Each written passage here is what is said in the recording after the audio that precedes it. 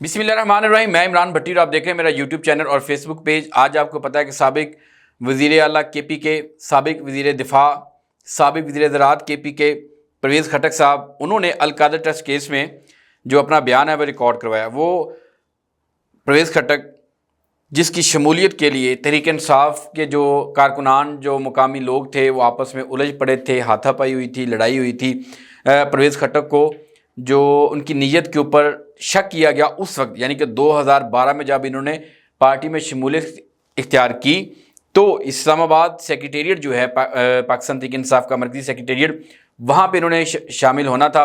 लेकिन वहाँ के लोगों ने एहतजाज किया, प्रोटेस्ट किया, वहाँ पे फ़ाइट हुई, आपस में झगड़ा हुआ, जिसकी वजह से परवेज़ खटक जो है वहाँ पे शमूलियत इख्तियार ना कर सके और बाकायदा तौर पे इन्हें फिर इस्लामाबाद प्रेस क्लब जाना पड़ा। वहाँ पे जाके जो है तहरीक इंसाफ में ज्वाइनिंग इन्होंने दी। यानी कि इनकी नीयत के ऊपर शक तो पहले किया जा रहा था। फिर वही परवेज़ खटक जब 2012 में, यानी कि 13 से लेकर 18 तक, जब 12 में तो शमूलियत इख्तियार हुई, 13 से 18 तक इनको CM KP के बनाया गया, तो वही परवेज़ खटक जो है उन्होंने अपनी उस वक्त भी लॉबी जो है अपनी एक मुकम्मल की, यानी कि चीज़ों को लेके चल रहे थे, अपने ग्रुप बना रहे थे, लेकिन जिसकी ख़िलाफ़ जो PTI के बानी वर्कर्स अरकान थे वो आवाज़ें उठाते रहे, ताम इस आवाज़ को किसी ने नहीं सुना। इस आवाज़ के ऊपर किसी ने कोई उनकी पुकार के ऊपर लबैक नहीं कहा, किसी ने उन आवाज़ों को अहमियत नहीं दी। फिर आगे बढ़ते हैं, जब 2018 का इंतखाब आता है, 25 जुलाई 2018 मुल्क भर में आम इंतखाबात होते हैं, तो परवेज़ खटक साहब फिर उसी तरह क्योंकि ये दोनों सूबाई असम्बली के ऊपर भी इलेक्शन कॉन्टेस्ट करते हैं और कौमी असम्बली के ऊपर भी, और दोनों नशिस्तें, यानी कि सूबाई असम्बली के ऊपर भी, 2018 जो कौमी असम्बली की नशिस्त है वहाँ पे भी कामयाब होते हैं, और इनकी फिर एक बार से कोशिश होती है कि दोबारा जो CM KP के हैं वो बन जाएँ। ताहम इमरान खान को इनकी नीयत का अंदाज़ा हो जाता है, चीज़ें जो है कुछ उनके सामने आती हैं, तो वो उनको CM KP के नहीं बनाते। जब इनको ये पता चलता है कि CM KP के मैं नहीं बन रहा, तो फिर ये अपनी ग्रुपिंग करते हैं, अपनी लॉबिंग जो है वो शुरू कर देते हैं, और इख्तिलाफात इमरान खान से उस वक्त से शुरू हो जाते हैं, ताहम इसको दबा के रखते हैं। फिर वह एक वक्त आता है कि अपने ग्रुप जो है वो बनाते हैं, और अपने ही ग्रुप में से एक बंदा जो है उसको नॉमिनेट करते हैं, उसकी लॉबिंग करते हैं महमूद खान की, और उसको जो है वो CM KP के बनवा दिया जाता है। इख्तिलाफात उस वक्त भी चलते हैं, उस वक्त भी PTI के लोग, PTI के वर्कर जो हैं आवाज़ें उठाते हैं, लेकिन उन आवाज़ों को कोई नहीं सुनता, कोई अहमियत नहीं देता। फिर आपने देखा कि उसका नतीजा, जब PTI के ऊपर मुश्किल वक्त आया, तो हमने देखा कि PTI से अलहदगी इख्तियार की और अपनी एक जमात PTI पार्लियामेंटेरियन बना ली। बदकिस्मती ऐसी कि उस PTI पार्लियामेंटेरियन नाम तो रख लिया उसका पार्लियामेंटेरियन, लेकिन कोई एक भी बंदा पार्लियामेंट में ना जा सका और पार्लियामेंटेरियन PTI नहीं बन सकी। और फिर आपको पता है कि ये जो अलकादर ट्रस्ट केस, जिसमें इमरान खान की जो बेल हो चुकी, यानी कि ज़मानत हुई, किस बुनियाद पे, जज साहब ने सवाल किया था प्रोसिक्यूटर से कि बताएं कि क्या जो पैसा है, या इमरान खान जो है वो इसमें बेनिफिशरीज़ हैं, जो पैसा आप बताते हैं 190 मिलियन पाउंड, उन्होंने कहा नहीं। फिर जज साहब ने दूसरा सवाल किया, क्या इसकी बेनिफिशरीज बुशरा बीबी भी हैं इस ट्रस्ट की? जवाब दिया गया नहीं। फिर प्रोसिक्यूटर की जानिब से जो इल्ज़ाम लगाया गया या अपना एक मौक़िफ़ इख्तियार किया गया, एक पॉइंट उठाया गया, वो पॉइंट ये था कि जो आउट ऑफ कोर्ट सेटलमेंट हुई है, आउट ऑफ कोर्ट सेटलमेंट नहीं होनी चाहिए। तो उन्होंने पूछा जज साहब ने, क्या आउट ऑफ कोर्ट सेटलमेंट जो हुई उसके कोई शवाहिद हैं, कोई दस्तावेज़ात हैं? तो जनाब जवाब आता है कि नहीं, उसके भी कोई शवाहिद नहीं है। तो फिर इस बुनियाद पर इमरान खान की जो ज़मानत थी वो यानी कि इस केस में हो जाती है। तो आज फिर एक बार जो है परवेज़ खटक साहब की एंट्री डाली गई है। परवेज़ खटक साहब ने अपना बयान रिकॉर्ड करवाया है, और उस बयान में उन्होंने क्या कहा मैं वो आपको सामने रखता हूँ। सिचुएशन तो जो उस वक्त सामने थी वो बहुत इंटरेस्टिंग थी कि जब इमरान खान भी सामने थे, परवेज़ खटक साहब नज़रें नहीं मिला पा रहे थे इमरान खान के साथ। इमरान खान ने, तो कहा जा रहा है कि वहाँ पे जो लोग थे उनकी तरफ देखने की कोशिश भी नहीं की, यानी कि एक सरसी जो नज़र होती है ना कि बंदा आँख से आँख मिलाए, और वो कोशिश भी नहीं इमरान खान ने की। ताहम ये ज़रूर बताया जा रहा है कि परवेज़ खटक की जो बॉडी लैंग्वेज है वो कन्फ्यूज़ थी, वो इस तरह यानी कि एक्टिव या मुतहरिक या चुस्त नहीं दिखाई दे रहे थे। एक सेहत भी वैसे माशाल्लाह उनकी इतनी हो चुकी है, 74 ईयर्स उनकी एज है। तो यो यानी कि जो बयान रिकॉर्ड करवाया उन्होंने, वो मैं बयान आपके सामने रखता हूँ कि अलकादर ट्रस्ट केस में जो बयान उन्होंने वहाँ पे रिकॉर्ड करवाया। अच्छा जी, वो बयान ये है कि उन्होंने कहा कि नैब ने मई 2023 में मुझसे 190 मिलियन पाउंड के हवाले से बयान लिया। शहजाद अकबर ने काबीना को बताया था कि पाकिस्तान से गैर कानूनी तौर पर बाहर भिजवाई गई बड़ी रकम बरतानिया में पकड़ी गई है। शहजाद अकबर ने बताया कि जो रकम पकड़ी गई है वो वापस पाकिस्तान लाई जाएगी। उन्होंने अदालत में बयान दिया कि मामला काबीना के एजेंडे पर नहीं था, यानी कि ये जो अप्रूवल ली गई थी, जो रकम वापस लानी थी और सुप्रीम कोर्ट के अकाउंट में गई, तो उन्होंने कहा कि ये काबीना एजेंडे पर नहीं थी। मीटिंग में इजाफी एजेंडे के तौर पर इन्हें सामने लाया गया। इजाफी एजेंडे पर उन्होंने कहा मुझ समेत दीगर काबीना अरकान ने एतराज़ किया था और काबीना में रकम के हवाले से कागजात बंद लिफाफे में पेश किए गए। इजाफी एजेंडे की मंजूरी काबीना से ली गई और उन्होंने यानी कि रेफरेंस की तफ्तीश में बताया कि एजेंडे के साथ एक तहरीर भी थी। ये बताया कि जब एजेंडा आया तो एक तहरीर भी थी, उसके बाद जो है बयान उनका रिकॉर्ड हुआ तो फिर जज साहब ने जो समाअत है वो 13 जुलाई तक मुलतवी कर दी। अच्छा, इसमें आपको एक बात बताऊँ कि तकरीबन 2 रोज़ कबल जब 2-3 रोज़ कबल जब जलसा था मानसेरा में, अली अमीन गंडापुर जो कि CM KP के हैं, अच्छा उन्होंने बड़ा ऐलान किया था, दबंग ऐलान किया था कि जनाब अगर परवेज़ खट्टक ने कोई बयान दिया या वादा मुआफ़ गवाह बनने की कोशिश की तो उनको ये यकीन होना चाहिए कि उनको पता होना चाहिए कि वो इसी सूबे में रहते हैं, KPK में रहते हैं, तो उनको रद्द-ए-अमल का सामना करना पड़ेगा। मैं उनको सूबे में नहीं रहने दूंगा। तो परवेज़ खट्टक साहब भी आपको पता है कि जिन हालात में उन्होंने पार्टी छोड़ी थी और जिस तरह मामला हुए थे और फिर उसके बाद पार्टी बनाई गई है, सारी जिन लोगों ने पार्टी बनवाई थी वो परवेज़ खट्टक के बैक पे खड़े हैं। और अच्छा, इसको एक और एंगल भी मैं आपको बताता हूँ। ये जो परवेज़ खट्टक ने जो बयान रिकॉर्ड करवाया है ना, ये बयान जो रिकॉर्ड किया गया, ये परवेज़ खट्टक की दोबारा सियासत में एंट्री है।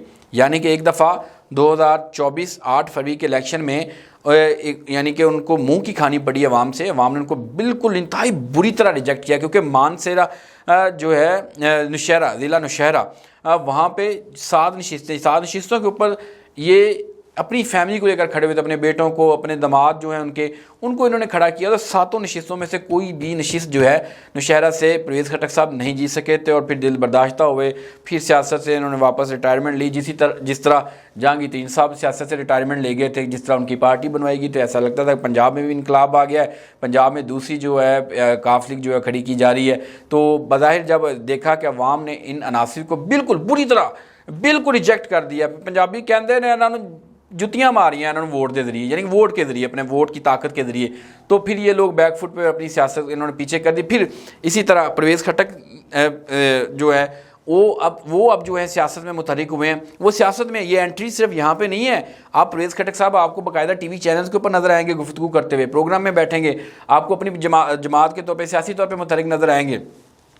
फिर आपको पता है कि इसी तरह यही जहांगीर साहब जो छोड़कर पार्टी चले गए, तो अब उनको जनाब जी वो इक़्तिसादी कौंसिल में शामिल कर दिया गया, इक़्तिसादी राब्ता कमेटी में। वहाँ पे जो है वो PM से मुलाकातें कर रहे हैं। ओन चौधरी के साथ उन्होंने गुज़िश्ता दिनों में मुलाकात की थी। तो ये यानी कि एंट्री दोबारा वही मुर्दा घोड़े जो हैं उनको दोबारा उनमें जान डालने की कोशिश की जा रही है, जो कि नाकाम होगी, क्योंकि लोग इस वक्त बिल्कुल मुतरफ़र हो चुके हैं। ख़त्म कर दिया लोगों ने इनका, और लोगों को समझ आ गई है कि सियासत इस वक्त कौन कर रहा है, कौन जो है एक नज़रिए के ऊपर, एक बयानिए के ऊपर खड़ा हुआ है, जो अपने मौक़िफ़ के ऊपर डटा हुआ है।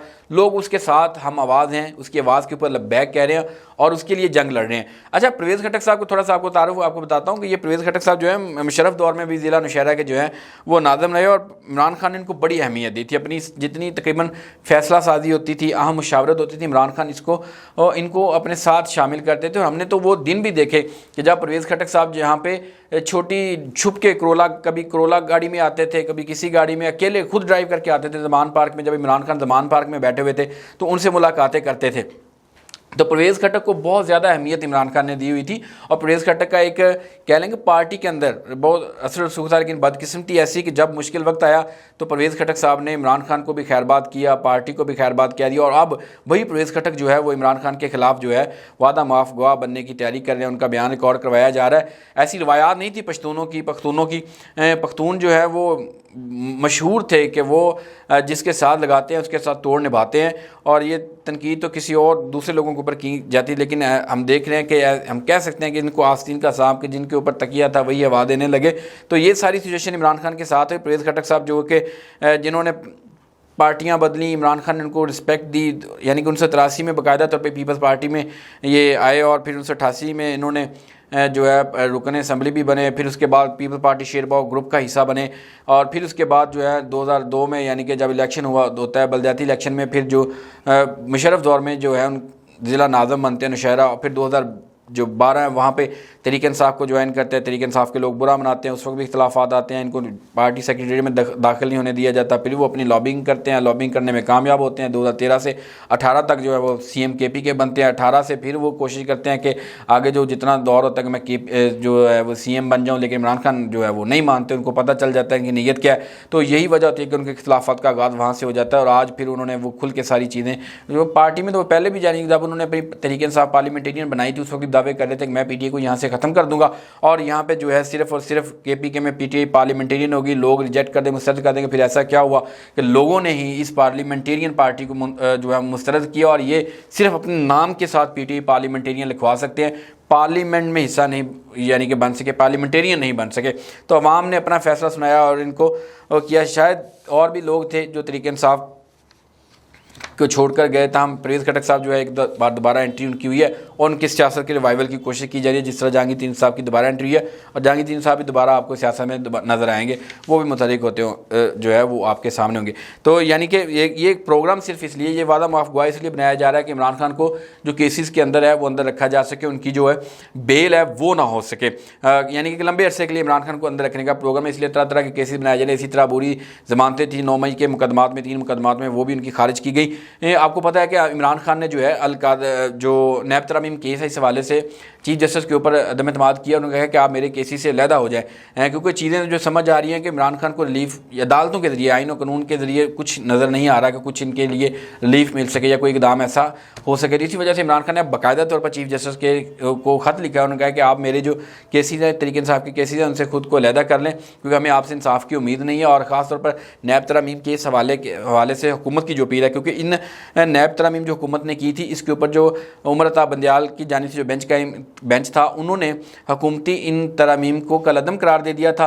और उसके बाद फिर जो है हुकूमत इस कलअदम किए गए फैसले के खिलाफ कोर्ट में है। तो इमरान खान उसमें पिटीशन बनाया कि हुकूमती इस बिल को खारिज किया जाए, 2 नैब तरमीम इनको कलअदम ही रहने दिया जाए। हालांकि जस्टिस अतर मिनल्ला ने कहा था कि इमरान खान को कि अगर आप इन केसेस में यानी कि फ्रीक रहते हैं और ये कोशिश करते हैं कि इन हुकूमती बिल को खारिज किया जाए, आपको नुकसान होगा, तो उन्होंने कहा मैं अपना नुकसान बर्दाश्त कर लूँगा, लेकिन मुल्की मफाद के ऊपर कोई समझौता नहीं करूँगा। मुझे मुल्की मफाद जो है अपने मफाद से ज़्यादा अजीज़ है। तो ये यानी एक लीडरशिप की क्वालिटी है कि वो अपने मफाद के ऊपर जो है हुकूमती जो मुल्की मफाद है, जो आवाम का मफाद है, उसको तरजीह देता है। दूसरी तरफ हमने देखा कि वज़ीर-ए-आज़म शहबाज शरीफ जो बने PDM में, उस यानी कि जिस दिन उन्होंने वज़ारत उज़्मा का हल्फ उठाया, उससे अगले दिन इनके ऊपर फ़र्द जुर्म आयद होनी थी, और उसके बाद आज तक कुछ भी नहीं हुआ, ना कोई फ़र्द जुर्म आयद, बल्कि इनके केसेस माफ़ कर दिए गए, इनको रिलीफ दे दिया गया, करप्शन, मनी लॉन्ड्रिंग केसेस सब खत्म कर दिए गए। और दूसरी तरफ एक शख्स जो बैठा हुआ है जेल में, वो कह रहा है कि जी मुझे अपने मफाद अजीज़ नहीं है, मुझे अपनी अवाम का मफाद है वो ज़्यादा अजीज़ है। तो ये यानी कि सिचुएशन। और उसके बाद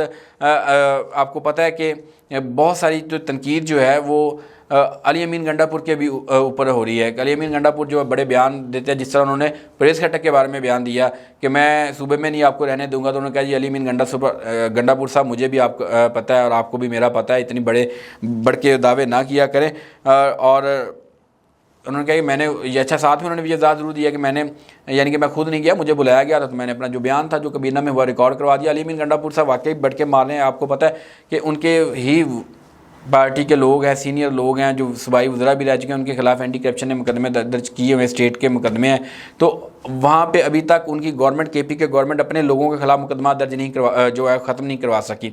अपने लोगों के खिलाफ जो FIR हुई हैं, तोड़ फोड़, जलाओ गिराओ, 9 मई के मुकदमात में, उसमें अभी तक विड्रॉ नहीं किया जा सका। यानी ये तो अली अमीन गंडापुर की जो वज़ारत आला है, जो उनकी CM शिप है, उसकी यानी कि इख्तियारात की हद आप अंदाज़ा लगाने, बढ़ के इनकी सुने तो ऐसा लगता है कि एक दिन में ये इस्लामाबाद फतह करके वापस आ जाएंगे, इमरान खान को बाहर ले आएंगे। तो यानी कि PTI का कारकुन बढ़कर बहुत ज़्यादा नाराज़ है कि बढ़ के नहीं, हमें अमली तौर पर इकदाम चाहिए, इमरान खान को बाहर लाना है, हमारे लोगों को बाहर लाना, जो लोग जेलों में हैं इनके ऊपर FIR।